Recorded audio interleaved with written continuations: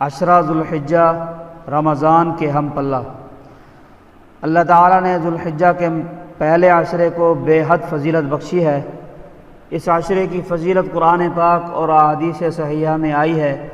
یہ عشرہ فضائل میں رمضان المبارک کے آخری عشرے کے ہم پلہ یا قریب ہے، لیکن مسلمان اس سے غافل ہیں۔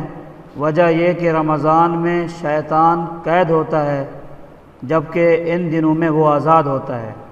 دوسری طرف چھٹی اور تعطیلات کا رواج بھی اس موسم کو کمانے نہیں دیتا۔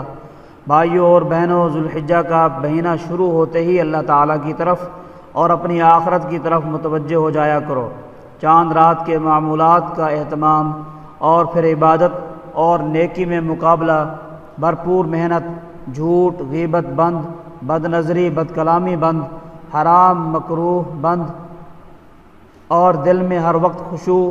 ارے یہ وہ دن ہیں جن میں حج اکبر ادا ہوتا ہے، جن میں قربانی کی بہار آتی ہے۔